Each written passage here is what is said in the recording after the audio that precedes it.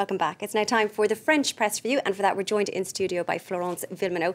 Florence, it's no surprise that most of the papers in France are also covering Margaret Thatcher's death, and the reaction to it, really, is it? That's right. Well, let's start by looking at Aujourd'hui en France, which I think sums up quite well what a lot of the media is talking about today.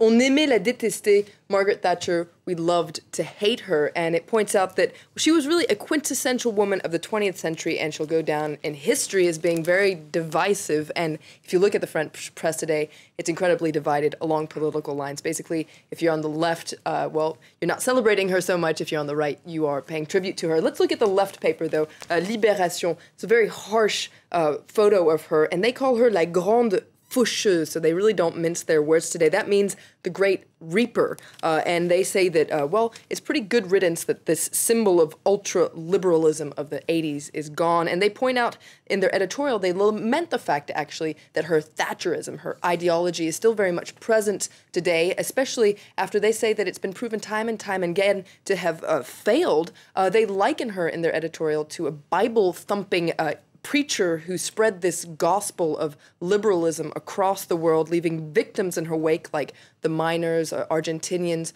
people in Ireland. And they point out in Libération that the crisis we're living in today is actually a direct result of her, what they call her evangelism. So a serious blame game going on there, certainly. But Le Figaro, interestingly, has a very different approach. That's right. Let's look at their front page today. Very different photo of Thatcher, arms wide open, looking a lot more jolly. And they applaud her courage and power. And in their editorial, they say that, in fact, she saved Britain from an unavoidable decline. They applaud the fact that she influenced the world with this conservative revolution. And it says that, well, her legacy still lives on today at the heart of British politics and very well beyond Britain's border. And in fact, in their editorial, they take a thinly veiled jab at our president, François Hollande, by applauding her intransigence and saying, well, she didn't care about what everyone thought about. And because of that, she, well, was able to make tough decisions. Another article in Le Figaro points out that France and indeed Europe could actually very well use a leader like Margaret Thatcher, and points out that if you compare Britain to before Margaret Thatcher and France today, well, the situation is strikingly similar. We have a high taxes. So they're recommending a Thatcher-style leadership That's here. That's right. In fact, Le Figaro says that if France wants to keep living, it needs someone like Thatcher who will cut taxes and, well, boost employment. I think certain many other countries are like that as well, suggesting that.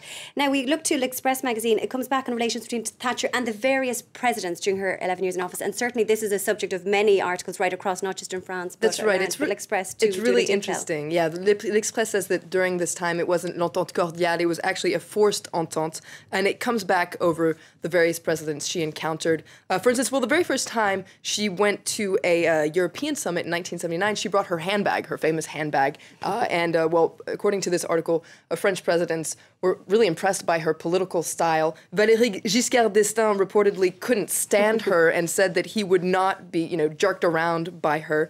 But she reportedly got along a little bit better with François Mitterrand, the socialist president, even though they disagreed on, well, politics. Yes. The Falkland War reportedly brought them together. It was a different story with Jacques Chirac. Now, they didn't really meet while he was president. They met while he was prime minister. And in 1998, during a negotiation about the European Common Agricultural Pact, he thought, in 1988, excuse me, he was quite exasperated. He thought his microphone was off, and he reportedly said, this is a quote, but what more does she want from me, this housewife? Does she want my balls on a plate? So yeah, not a lot of love between them. No love lost, obviously. And then some French politicians today continue to be upset about the former Prime Minister's policies. That's right. That's a little bit of an understatement. Jean-Luc Mélenchon, the leader of the far left party here, he tweeted after the reports of Margaret Thatcher's death, he tweeted, "Thatcher will experience in hell what she did to the miners." And he's drawn both praise and criticism for that tweet. And it's interesting to note that Le Parisien, where we were just looking at that article, also makes fun of the opposite scenario, one where, well, Thatcher would go to heaven, and you can maybe see it there. You see her saying, I'm going to get all these angels back to work. And one of the angels says, oh, well, no thanks, we're just happy living off our benefits here. So I guess Le Parisien is saying, wherever she ends up, she'll continue making a statement. I think you've just proven there from both angles of the papers that whatever people thought of her, she's left a legacy. Absolutely. Florence VILLEMINOT, thanks for the French Press Review. Do stay tuned to France 24.